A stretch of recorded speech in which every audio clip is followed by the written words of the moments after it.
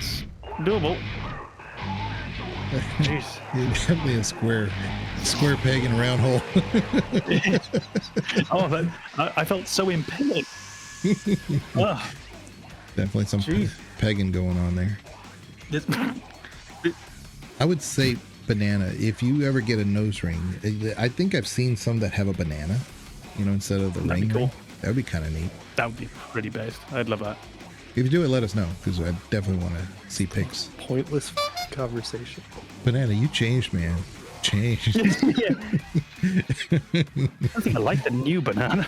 It's funny because when we were getting into our sequels discussion, I was about to say that, I think the biggest issue is capitalism. You end up with games that they could have had an incredible overarching story, but they didn't perform well enough in the first one. They didn't make enough money, so we never got to see the closure. And you see it in the other direction too, where it's oh, this is really popular. Let's drag it out for 8 more seasons. I did 3. I did 3. 3. I'm so proud.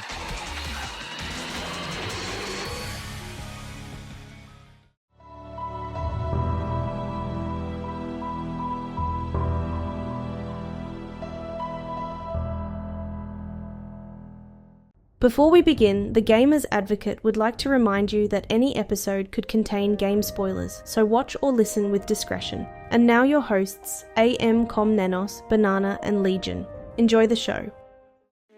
The start of the episode. Welcome to the Gamers. Damn it. Gamers. Yes, definitely. Fucking crushing it already. 4 words in and we've already f***ed up.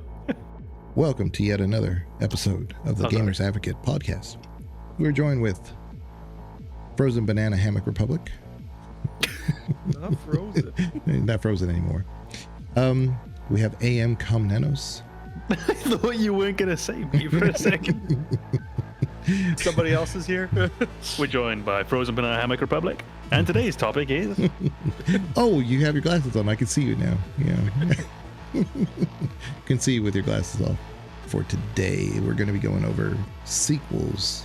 When the sequels don't disappoint, because sometimes we just don't need that sequel and it comes off not so great.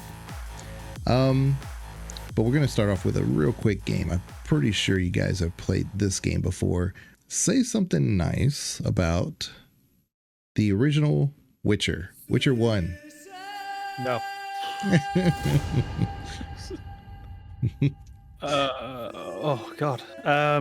Okay, I think that there's a very easy that's nice to take with The Witcher 1.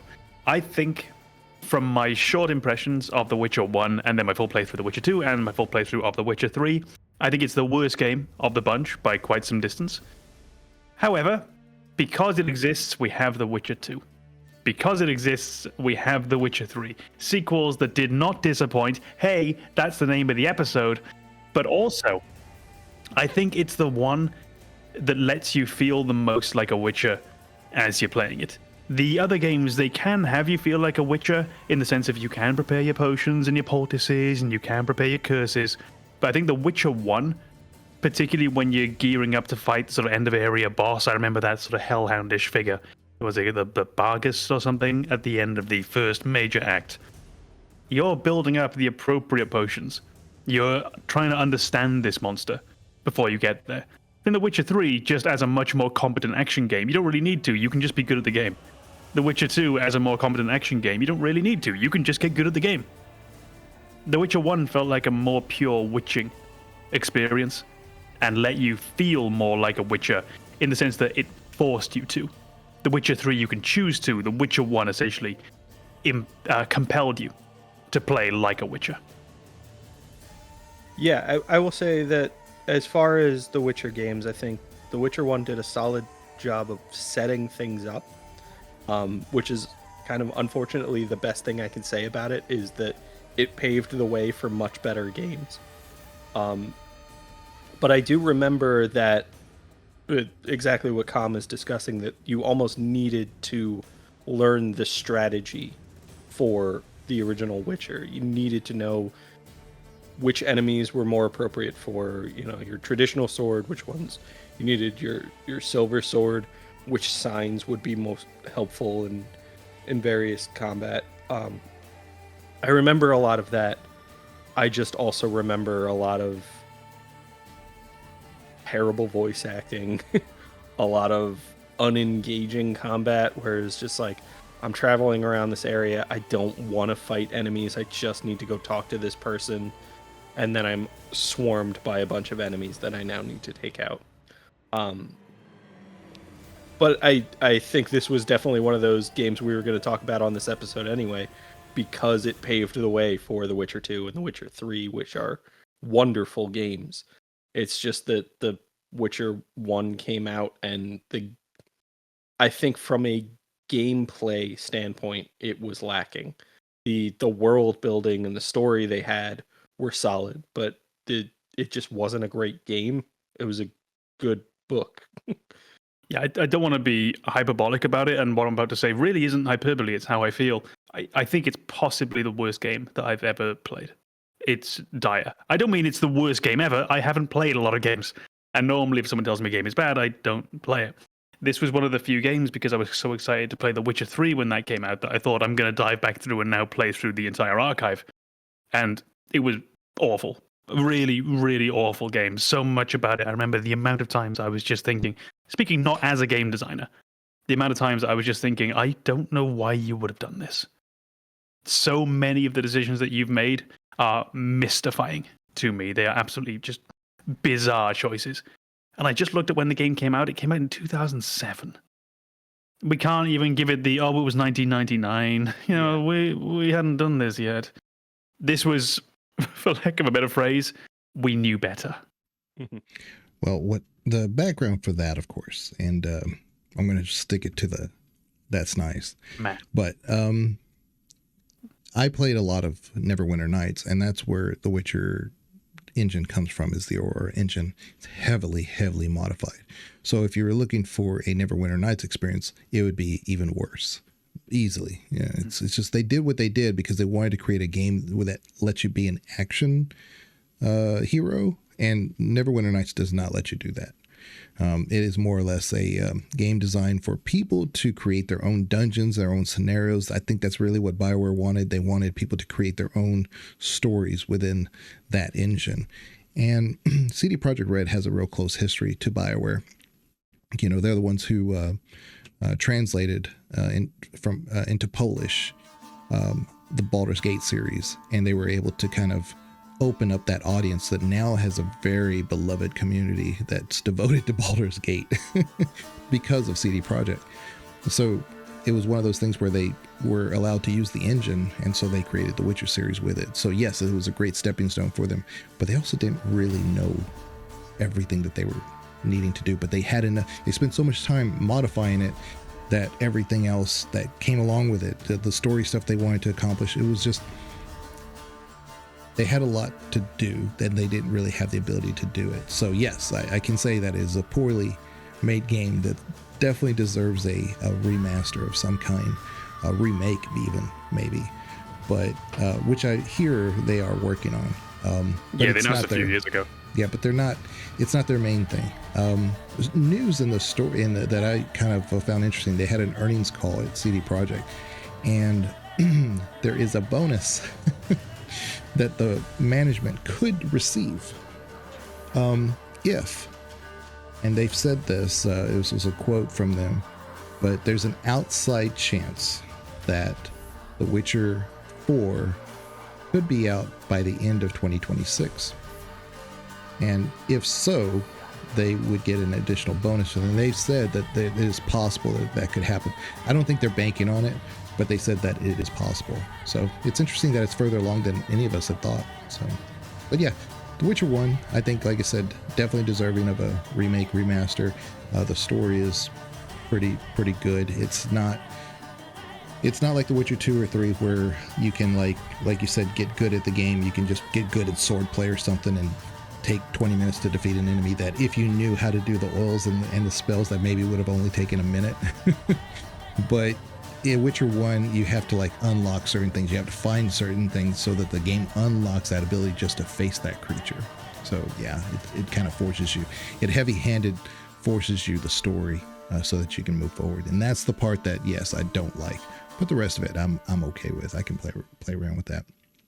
Yeah, it's a game that I think it would merit a remake because the problem isn't the story, the problem isn't the world, it's just the game itself that, to my mind, blows. Like, I really don't have fun with.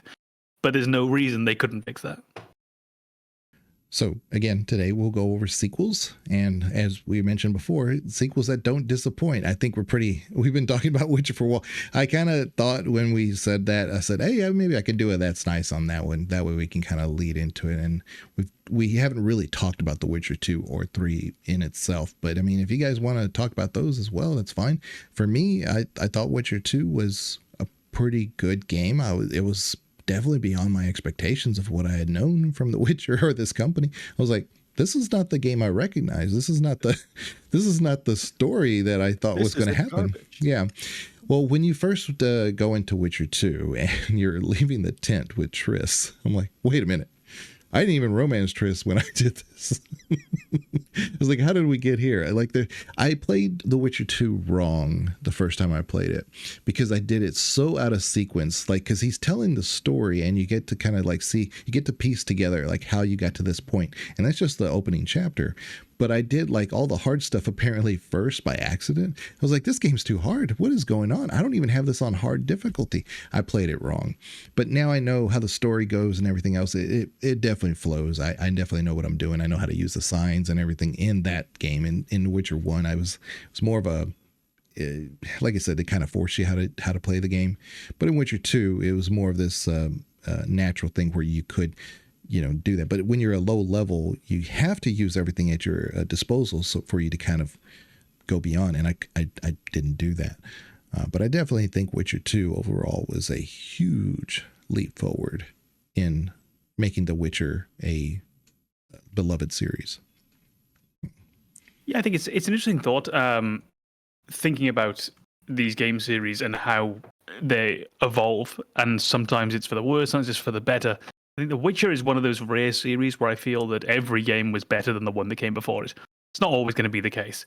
So we've got The Witcher 1, which, as I said, I really don't like. The Witcher 2, which I think is a really competent game. It's very good. And then you've got The Witcher 3, which is, I'm not one of the ones who would call it a masterpiece. I think it's more flawed than we necessarily give it, than we perceive it to be. But it's clearly a very, very, very, very good game. It's one of the big 9 out of 10 games. So it's interesting that they just sort of kept getting better and really developed on what they managed to do in the past. I think some game series don't do. Mass Effect, I don't think Mass Effect did. I think Mass Effect, for me, I know it's an opinion I share with Legion generally, is that I think 2 is a worse game than 1. And I think 3 is then a better game than both that came before it. So for me, Mass Effect started on this nice level, then dropped, but then found its footing again with the final game. When I say 2 is worse than 1, I still mean I really, really like 2. It's just comparative to what came before it. So my mind went initially to series where I think they just kept getting better. I think that's an interesting thought, because how many... Final Fantasy doesn't keep getting better. It has highs and lows. I think one of the few that I can think of where it continued to improve is Uncharted. Like, Uncharted 1 is clearly a first step into what they were doing, and when you go back and you play it, it does feel quite basic. It feels very much from when it was made. The Uncharted 2, then, they managed to take it to a new level, and they actually developed on what came before. It started to feel like a very, very modern game. Took away some of the tedium that you might have had with 1. Didn't evolve much in terms of story, but I'm not really expecting it to. It's Uncharted. It's supposed to be fun, and not too much more than that. Uncharted 3, I then thought, was the perfect Indiana Jones game. Until we actually got a pretty good Indiana Jones game, thanks very much. But Uncharted 3, I thought, took another level on top of that. And just refined the gameplay and refined the gameplay. It wasn't night and day between 2 and 3, but it stepped up again. And then Uncharted 4 somehow was better again, because even though I don't think the gameplay evolved much between 3 and 4, what did evolve was that thing earlier I said I didn't want, was the characterization, which suddenly they gave us Uncharted 4 with people who I started to really give a shit about. And I wanted them to be happy, and I wanted them to get out of this. And I didn't want anything bad to happen to them. And they just kept getting better. Uncharted, I think for me, is the prime example of the series that just kept growing and kept improving. 6.5 hours later. Yeah, I would love to add to that. I've not played Uncharted. Yeah. That's a really rough one, but I mean, from that description, it sounds like it's a solid series, and I think that's kind of an issue with this topic that I've been having, is trying to identify a sequel that's not part of a large chain of games where they have plenty of opportunities to learn from past experiences. Trying to find a game that's, they only made 2 and the sequel is a huge improvement. It seems like it shouldn't be possible, because if they made a huge improvement in the sequel, they probably went on to keep making games. So you see that it's going to be tough to identify a game where it's 1 or 2 entries in the series and the sequel delivers in a way that really satisfies the audience, because you're expecting that developer to go on with that series. And I think Red Dead, that's probably the one. That's probably the game where the sequel delivered. Everybody is satisfied with it. They're happy with the continuation. And then for now, there's not another follow-up in that series. It feels like it's closed.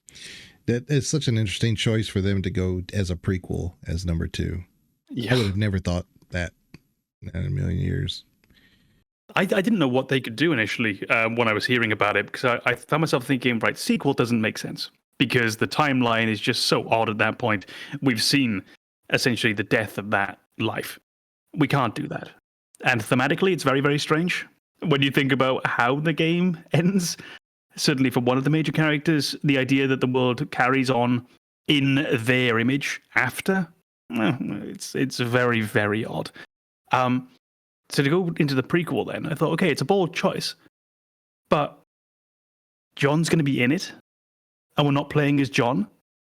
How the hell is this ever going to work? Because I think we might not remember, or maybe we do, but it's coloured now by how much we tend to love Arthur Morgan, the character they created there, is the bond that people had with John Marsden when Red Dead 1 came out was incredible.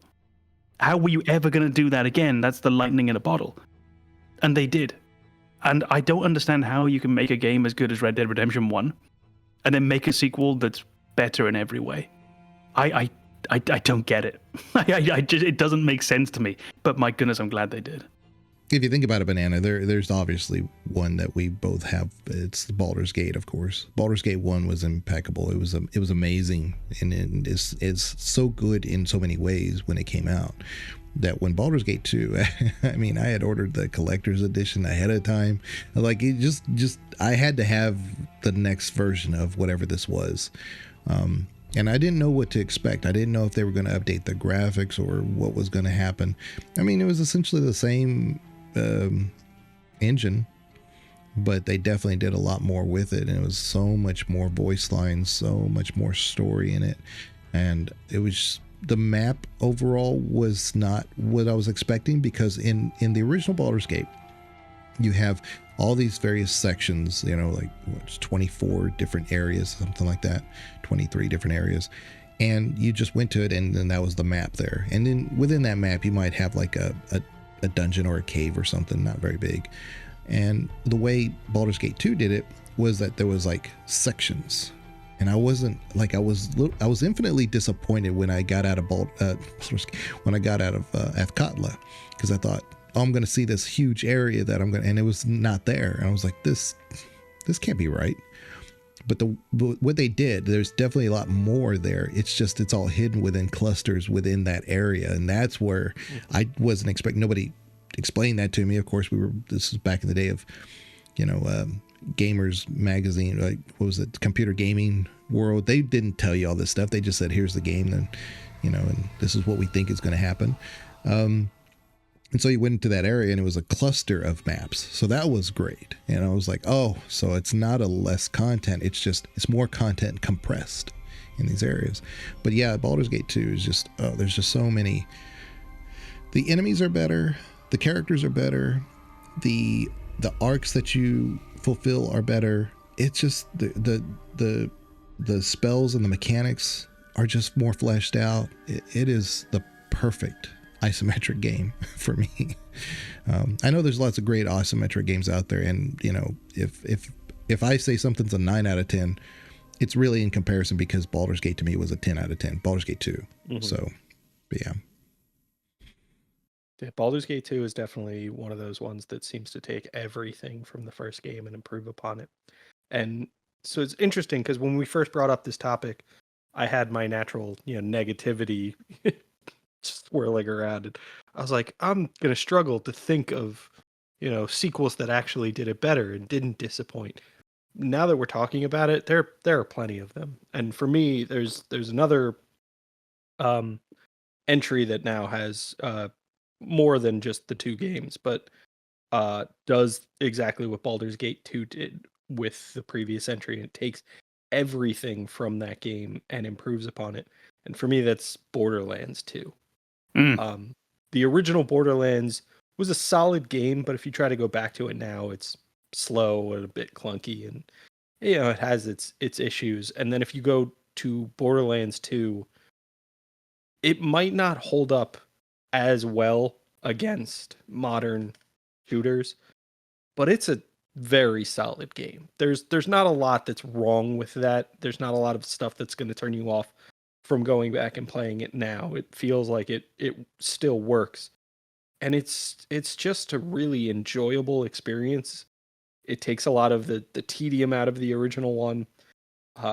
It delivers in characters, in development, in gameplay mechanics, in new and exciting guns, and there's just that kind of that thread that goes all the way through Borderlands 2 of just the sense of humor that makes that entire game a fun experience.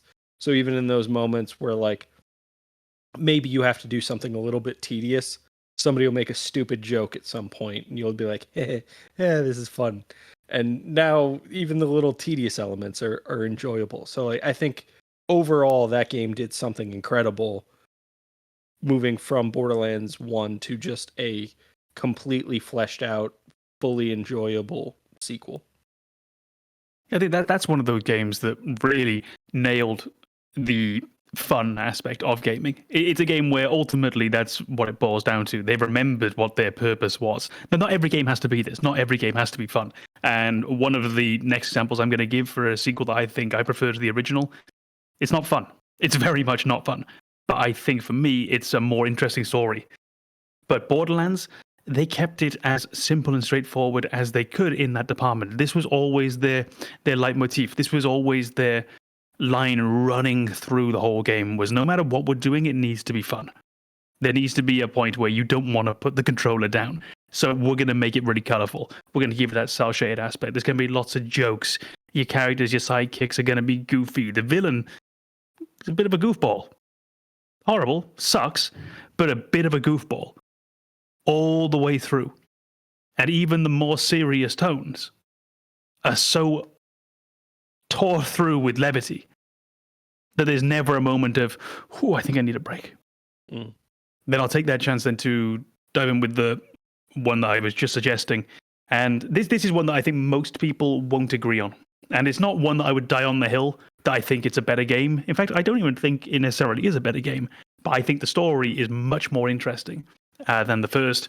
And that's what I really enjoyed about it. But I think The Last of Us Part 2 didn't disappoint me in the slightest. I thought it was incredibly bold. I thought it was kind of wild what they did. And we're going to talk about, we won't get into it too much. I think it is a game that I'd love to leave as unspoiled for people as possible, because I think it's very special in that regard. But some of the big moments they take early in the game, the main choice they take for the narrative that you're going to follow for a good half of the game, the way that they try to make you sympathize with certain characters who you might not try to sympathize with, the way that you begin to realize, now, are you right? Maybe, maybe not. But the way that you realize over the course of your journey that your journey might not be worth it, that's not fun. That really shouldn't make a good game. But it was so interesting and different and bold I want that from my games. Not every game has to be that, but I want games to exist that do that. And the fact that they did that in something like The Last of Us, I think that's great, because this means that it wasn't just my artsy little game that no one played, taking a bold risk on a sequel. This was one of the great, era-defining games, The Last of Us, that essentially gave you don't know what you want as gamers. We're going to make what we want, and it's up for you to decide whether you like it or not. And that is fucking bold. It's brave, good. Yeah. More of that. Yeah, it's story driven, and so they're telling a story. So they have the right as the storytellers to say it how they wanted to say it, and I think that's a lot of it has to do with that. Because again, you can dislike certain aspects of a game because of maybe the combat or this or that, but if they're telling a story and they get the message across, then it was successful. And I think that's where they kind of planted their flag and say, this is our story. This is where we're going to tell it. And that's why it had to be made. You couldn't leave it hanging the way it was. We all needed the part 2 of that. So yeah, absolutely. Yeah, I don't think any of us, after playing the first one, expected what they did. Really, I didn't want it. It's not what I wanted, but I'm glad they did it. And to me, that is always going to be the standard bearer. And this is just me liking it. If you don't, that's fine. It is fine if you don't like it. But for me, that is going to be the standard bearer of games for when I say, as I routinely say, you shouldn't ask gamers what they want. Because we're going to give you the same old shit that we've done 1,000 times. At least this was different. Yeah, I couldn't agree more. It's one of those that, and it's funny because that is a very polarizing game because a lot of people don't like part 2. They're like, it wasn't as good as part 1. What about it did you not like though? Was it the story? And if it was the story, that's where they planned. Did you like the combat? Did you like the mechanics of it? If all that was good, what really are you not liking here? And maybe a little bit more that you're saying here than I get it. I get it. Like you still keep it as vague as possible, but you're going to play a huge portion of the game as a character you don't want to play as. I can see exactly why you don't want to, and it's fine. There's nothing wrong with saying that you don't want to, and you didn't like it because you had to play as that character. That is perfectly fine. Perfectly okay. I wouldn't want to play an entire Call of Duty game if the entire game was the no Russian level. I don't want to play the whole thing. Hell no, because I don't want to come out feeling the way that I did, and I don't want you to try and make me sympathize with those guys, because I'm probably not going to. It's fine. But I'm so glad they did it, because that's what we should do sometimes. The big thing that I like about The Last of Us Part 2 is it is a very clear, demonstrable game where if a character does something that should have consequences, it has them. And I think too often in games, we don't do that. Too often in games, in film, in books, we'll put our characters in situations that they shouldn't have an easy way out of, and then we find a way out. We Deus Ex Machina a way out, or everything just turns out okay. The Last of Us, I think, is one of those games where a bit like the Game of Thrones books, where characters will die who you don't expect to die, but, well, look at what they did beforehand. They kind of had to. I think that's what The Last of Us did. It is a game about consequences that showed consequences. I think I was going to ask you guys in terms of sequels, because we're heavy-handed on the RPG side, so we're like, oh, that wasn't as good because I didn't like it because of the story, it didn't make sense, or I liked it because the story fit better, whatever. But there are sequels of all different kinds, of course. We have RTSs, and I'm thinking Diablo 2. Diablo 2 is still the pinnacle of RTSs. Now, there's better mechanics that have come out since then, but we all kind of gravitated to Diablo 2. Without Diablo 2, then the rest of these don't exist. But I mean, anything really could be a sequel. Like, for instance, like Power Wash 2 just came out, and you were saying, I don't see what else they could have done that would make it any better. I've seen some things that they have changed that are fundamentally different, but it's still the same. You're still power washing. But I guess my question would be, what would be defined as a genuine sequel? Because something can just be a part 2 and not necessarily be a sequel, Not necessarily a line in the sand, but would you say that this would define it more as a sequel, or just really just the second version of the same game? I think there could be, but I think we haven't drawn it. There very much could be. We could establish rules, and you definitely could. And it could be, it has to be in the same series. You could even go as far as saying it has to be numbered. You could go as far as saying it has to be the same studio, because of course we do see sometimes studios changing whilst a game is in development. You could say there has to be timeline consistent. You could say that anything like Kingdom Hearts, maybe they're not really sequels because of the way that they play with their narrative. You could definitely establish criteria. I just think we haven't. Mhm. Yeah, I was definitely thinking like one of my favorite series, like Final Fantasy, is 8 a sequel to 7? No. I just wrote down about 10 minutes ago, sort of brainstorming, how do you think about that game as sequels? And in my mind, it's a game where it's a series of non-sequels that may then have sub-sequels. In the sense that Final Fantasy X has Final Fantasy X-2, Final Fantasy 13 has 13, and then the sub-games, Final Fantasy 7 has 7, and the associate games, but are they sequels? Is Crisis Core a sequel? I wouldn't say so. Remake, on the other hand, I'd say actually Definitely kind not of is. a sequel, maybe a prequel, but Yeah. again, slightly disconnected, very different gameplay. Yeah. So it's hard. It's very series dependent. I think for the purposes of our conversation, there is almost nothing that narrows down what's a sequel beyond does it essentially have the same kind of name, and that's really it. Does it take place in the same world?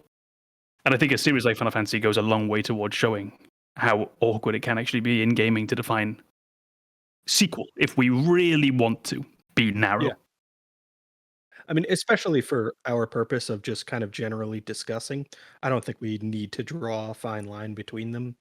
Because I would think, like, very technically, Legend of Zelda games are not sequels. They, up until Skyward Sword, there wasn't even any kind of connecting thread through all of them, and they're very different from game to game. So, like, technically not a sequel, but we can definitely discuss them in the context of entries in a series. So they are sequential. So we can make statements. Didn't we say that Zelda 2 was technically, before the more recent games, the first timeline game? It's kind of like the Red Dead 2. I think it predates Legend of Zelda. I'm not sure, because I feel like there wasn't a connection at that point. They didn't really establish a timeline and say there's any link. And then they got to Skyward Sword and they were like, oh, they're all connected.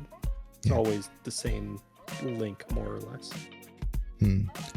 Yeah, I was thinking that was different, because I know Zelda, it doesn't become the original. She's remanifested as a different Zelda throughout the timelines.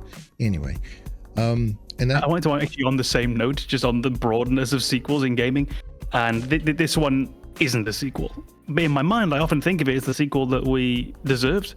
Is a game like City Skylines, which in my mind is that's exactly where I was going with. Yeah, that's exactly what I was going to go with, because I'd hate for somebody to call us out saying you only talk about the RPG stuff. There are other sequels, and some are better than others, and City Skylines is one of those that I just don't think is as good as the first one. And I didn't like the first one, to be honest. I mean, I played it. Oh, we meant differently. I meant that in my mind, City Skylines is the sequel to SimCity 4, even though it's from an entirely different fucking studio. It's just the inspiration is so clear there between the two, and then the sequel by Maxis to SimCity 4 was so disappointing that it almost feels as though if you think of a direct line between each sequel, so we've got SimCity 1, straight line, SimCity 2, straight line, SimCity 3. From SimCity 4, there's this dotted line, this hashed line going off to City Skylines, which then takes up the legacy. And like I say, it's clearly not a sequel because it's an entirely different studio, but there's so much inspiration there that it almost, in my mind, that's how I think of it. It's the sequel that Maxis never gave us. I was thinking more literal, like City Skylines and City Skylines 2. We went in two different, but that's exactly what I mean. It's like, I think it's important just to say what we mean by sequel, but that's a very important tie, that mentally we see the connections and we can associate that type of gameplay experience to say, yeah, that's the spiritual successor to this issue. Yeah, that's the term, the spiritual successor. Yeah, which is definitely not a sequel, but there's so much common ground there. I think the problem with the spiritual successor as a concept is if we take it far enough back, we essentially end up with every game being a derivative of a very, very small handful of games. We all bow down to the legacy of Mario. We all bow down to the legacy of Tetris, ultimately.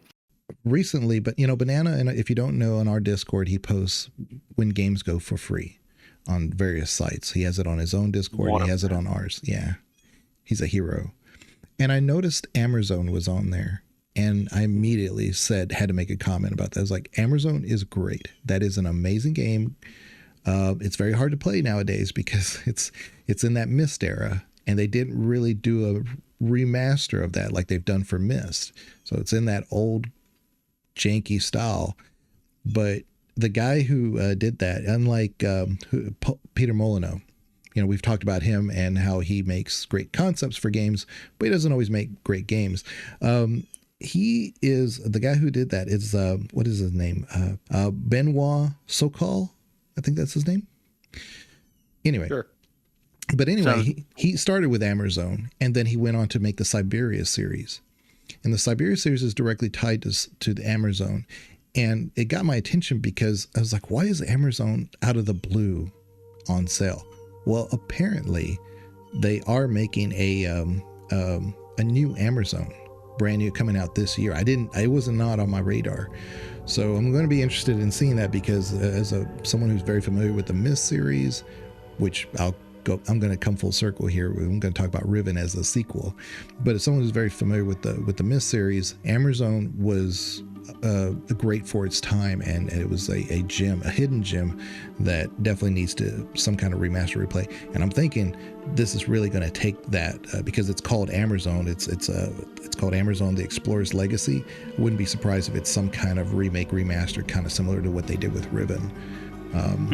But Riven, for me, was always the better version of Myst because Myst was a great story and a lot of times people just got stuck on that first because back in the day it was more of a slideshow. We had it on CD-ROM. It was kind of cool. It had these really nice pictures. Very few people knew it was even a game. But when you kind of did everything, you realized, oh, there's a story here. And so you kind of unlock this, you unlock that. It was very hard to kind of get into. Riven, on the other hand, it was much more of a gameplay experience. And so a lot of the scenes and the interactions that you had are very memorable. To me, Riven's always been a masterpiece, a 10 out of 10 for sure. Whereas Myst, I would say 8.5. It was great for what it did, 8.5 out of 10. But Myst is always the one that gets all the fame and popularity. But Riven is really the game of choice. But yeah, I was interested because I saw Amazon on there. So who knows? Maybe I'll pick that up and do it as a showcase for our channel. The people can I'm definitely looking through my game library, and a lot of the sequels that I can see that like I definitely appreciated, and they didn't disappoint. There's a follow-up. There's, a third entry or fourth or a long-running series from those. But oddly enough, the ones that like I think you guys have mentioned that you genuinely appreciate, of those, I'm seeing Knights of the Old Republic.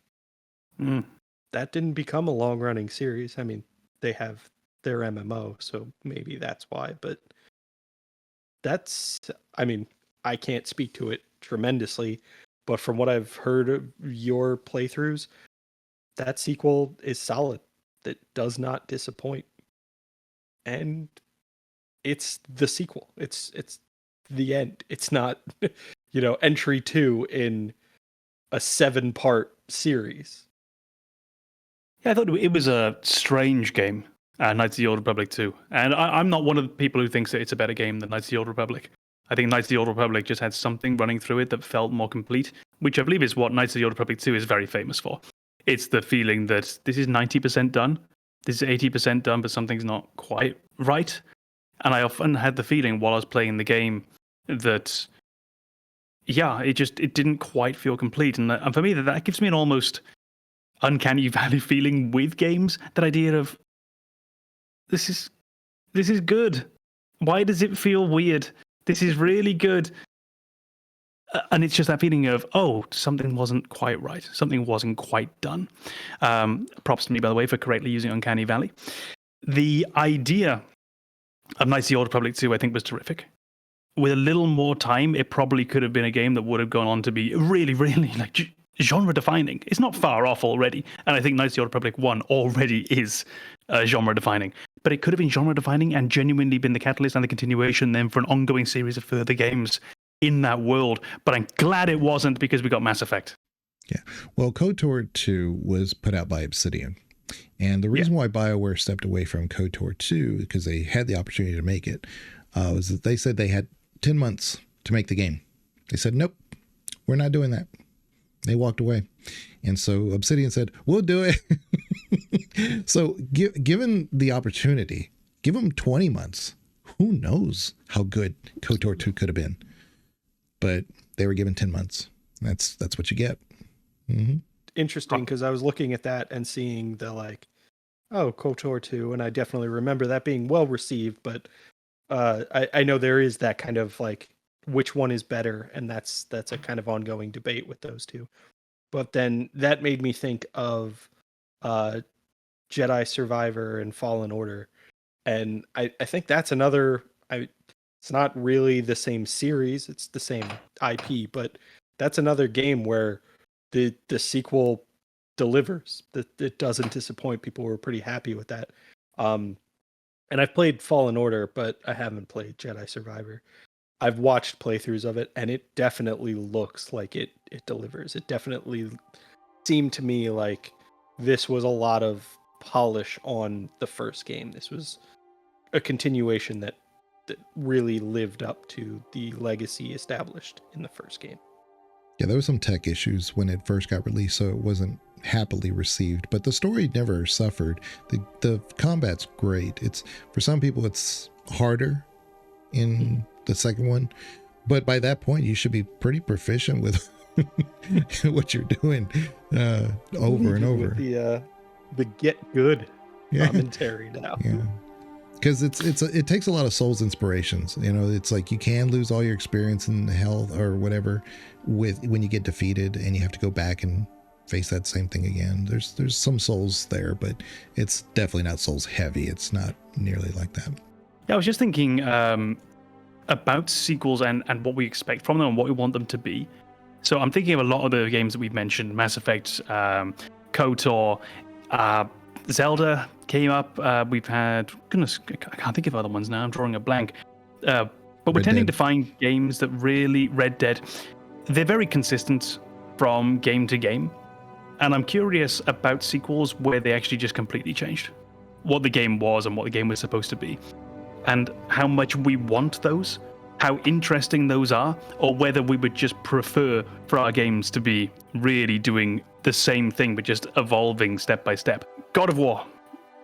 So the original trilogy to God of War Modern, I don't know what you call it, but God of War Modern.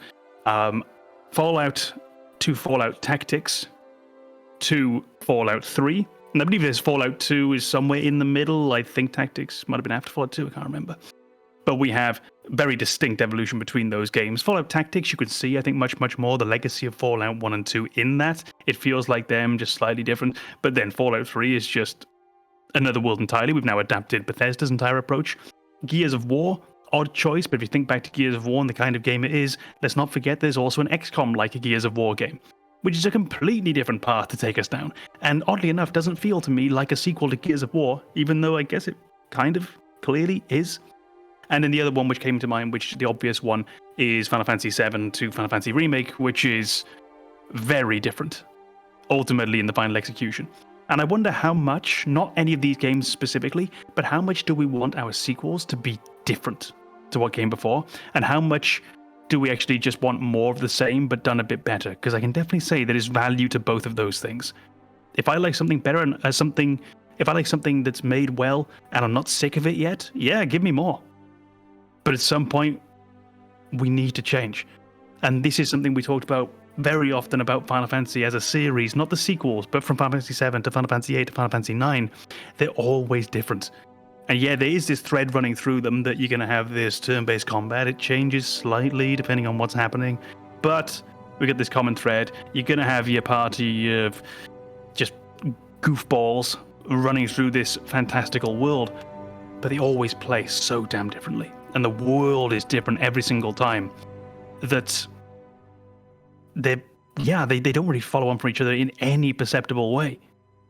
So the big question: how much do we want our sequels to develop on what came before them, and how much do we want them to essentially burn down and replace what came before them? In the case of The Witcher 2, my goodness, I'm glad they burned it down. I got the day one early access for Baldur's Gate 3. My son even asked me. He said, "Are you going to get Baldur's Gate 3?" I said, "Yeah, of course," because he knew how big of a Baldur's Gate fan I was, and he's like, "I'm surprised, because he knew a little bit about the game coming out too." And I know where his, suspicion was coming from, because it's definitely different. When I got the early access, I started playing it and I said, there's something here. There's definitely, it's a new experience. I was expecting a straight up isometric Baldur's Gate 3. Let's just continue the story somewhere else. And this was so different that I was like, this is a bold choice. This is a very unique choice. And from the time until it actually came out in 1.0, I could see the two sides of gamers who were like, I don't like those old titles. I don't know if I even want to play this because I never played Baldur's Gate 1 and 2, and I'm not going to. And then the other side was like, I like Baldur's Gate 1 and 2. I do not need to play this Baldur's Gate 3 because it doesn't even look like or sound. And I was like, I don't know how they're going to make it because they're so on complete different sides. And I kept kind of preaching that there is a good game here. There is a great game underneath it all. I'd been playing it since day one.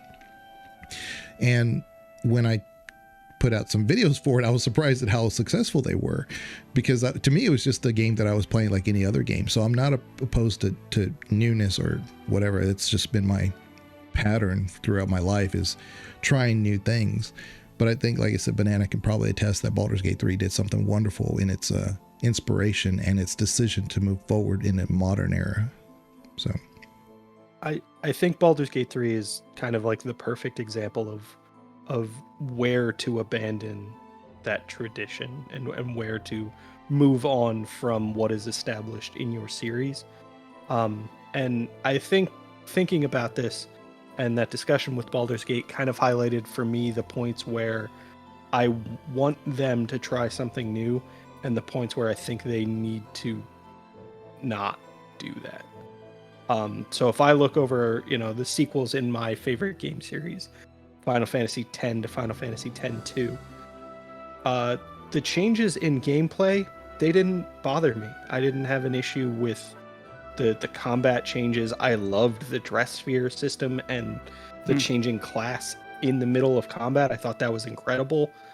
What I didn't like was the narrative differences. And we've talked about this on the show before. I don't really need to go into tremendous detail with it, but I think the character of Yuna from Final Fantasy X was so admirable in so many ways. She was confident and powerful and not aggressive or overbearing at any time. She just had her purpose and was going to work towards that goal and do what she needed to. And then you see her in Final Fantasy X-2 and she feels fragile and weak, and I hated that. I didn't want that character to be broken. I didn't like that about Final Fantasy X-2. So for me, my priorities are, if you're going to continue a story, continue the story. Don't deviate, don't change your tone, don't change the message you're trying to communicate. And I think what that really comes down to is, if you're going to do a multi-part series, have it all planned out ahead of time. And that's a really tough ask. Yeah. I get that you're not going to necessarily get the success in the first part that you need to guarantee a second part. So planning that far ahead might not make sense. But when you do, the narrative is just so much better for it. But gameplay elements, those can change dramatically from entry to entry, and it wouldn't bother me. I don't mind the changes from Final Fantasy to X to X-2. I don't mind the changes from Mass Effect to Mass Effect 2. That's a much smaller example, but I think there are noticeable changes in gameplay that will stand out in that initial moment when you load up Mass Effect 2 for the first time, but you get over them pretty quick because it feels like Mass Effect. yeah, it's different, but it's not different enough to break my connect. If you're going to have major changes in the gameplay, I do think at some point you need to merit them, though. You do need to find a way to actually deserve it. You can't just flip it completely. And Mass Effect didn't. Like you say, it still feels like Mass Effect all the way through. It just feels like we're building on what came before and definitely refining. Mass Effect 1 feels like BioWare's first attempt at that kind of combat. And then they took what worked, took what didn't, evolved, and then 2 is really, really improved. And then 3 is a much smaller change in my mind from 2. I think I often consider them to be almost different games in that regard. 1 stands alone as the kind of game it is, and then 2 and 3 are much more closely tied. And the game that I was thinking of, and it's a sequel that doesn't disappoint. And it's one of those strange ones, because maybe it's not quite a sequel, because it does go into a long line of sequels. But the modern Yakuza series with Ichiban, where they've transitioned over into the turn-based combat rather than the classic Yakuza beat-em-up game when we were playing as Kiryu. I think those are an incredible set of sequels, and they've taken the chance to redefine the main character, redefine the way the game plays, to have us in different locations, meeting a new cast of characters. And they took another big risk and really changed. But thankfully, you've now given us a whole new group of modern Yakuza games which play so differently to what came before, but are really worthwhile for us to have. And those, to my mind, didn't disappoint in the slightest. I thought that they were incredible games. And then the other that I was going to mention, because I don't think I actually directly mentioned it, but I do think the Final Fantasy Rebirth is one of the better sequels I've ever played in my life. I think it's a really exceptional game that's built on what came before. I'm not going to compare it to the original Final Fantasy VII, because I think it's so far away from that in every way, except for the cast of characters and the story. It's not fair in either direction, because we can't have the technical advantages of 2024, and then we have on the other side the nostalgia of 1997. There's no way it's fair on the two of them. But compare it to Remake, which is the direct sequel to, night and day. It is a completely different level of quality, running all the way through. And it's more of a true sequel in the regard that it builds on what came before, whereas that Yakuza series burnt down what came before and built on top of it. But I think there's nothing they didn't improve on. Except maybe the lighting. Well, Crystal Dynamics took over the Tomb Raider series. Similar to the God of War, they didn't really want that change because they knew Laura as this one type of character. But if you had been playing the Tomb Raider series, and I'll come back to the hubris part, but if you've been playing the Tomb Raider series, you would have said, hey, look, I don't know about these other characters. Why does Laura have to have a backstory? And if like I said, if you had been playing those things, you'd have seen that there is a story underneath all this stuff. And it's not an amazing story. That's not the main part of it. It's the puzzles and stuff in the first 2-3 games. But then once you start getting into like Angel of Darkness and whatnot, then it becomes a really compelling story. So they kind of thought that was going to be the best way to go forward. And nobody really liked playing those games. That's where it lost interest. And so when Crystal Dynamics took over, you would have thought it'd just been like, let's just do what had worked before, but they had changed that. So there was a sense of hubris in the original studios that were doing this because of thinking we can just, give her that story because that story's always been there. We're just going to flesh it out. And that's not what the people wanted. But retroactively, they said, we're going to give you more story. So it kind of works like if you kind of get into it, it's like, you know what, this is our story. And I said this before, like with the Last of Us. This is our story. We're going to tell it. You as gamers may not like this initial introduction or where we're going with this, but just let us cook, as the kids say. Let us cook. They do say that. Yeah, they do say that. And I think it was one of those, like Andromeda, again, that's a really hard example for me because I'll never give it credit because I played it to death and whatever. But I don't think it was necessarily a situation where BioWare is just pure hubris. I just think that they didn't have the direction required to move forward with that. I think they truly just, like you said, I don't necessarily know if it's hubris as they were just trusting the process. But you at some point have to like give into it and say, look, okay, Andromeda failed. We're going to make an Andromeda 2 and it will be better. But they didn't decide to do that. I wonder how much of this is a modern idea. The sequel that doesn't happen. Now, this has always happened. This has been a thing in media since goodness knows going how far back. Twin Peaks, for example, gets cancelled at some point. Arrested Development gets cancelled at some point. Community gets cancelled at some point. Some of these we get reboots of. Some of these we get continuations of. Those three we all eventually do. But they were series that were supposed to be going for X amount of episodes, but for whatever reason, the executives decide, no, we have to stop this now. We bring this to an end. Wrap this shit up. That, I feel, has become a lot more common in the last few years, and this would be particularly in TV. And I think we're largely looking at the influence of streaming services here. The amount of series that start, get one season, get cancelled, they don't go on, but they were planned with these longer narrative arcs in mind.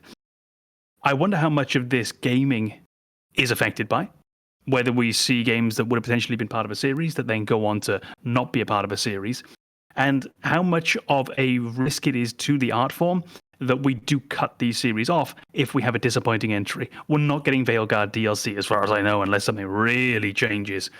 And I think that's a shame, because who knows, they could do something interesting there. And if anyone is thinking that, no, Veilguard was bad, it was terrible, they're never going to do anything interesting with that, there's no continuation of that game that could be worth looking at, I draw your attention to The Witcher 1, which is fucking garbage, but gave us The Witcher 2, and gave us The Witcher 3, because the studio was allowed to evolve, learn from what they should have been doing, what they shouldn't have been doing, and then do something different. Cutting them off at the knees like that whenever something goes wrong, and yeah, sometimes we should. Mass Effect Andromeda, I think it is an ongoing disappointment that we didn't get Mass Effect Andromeda 2.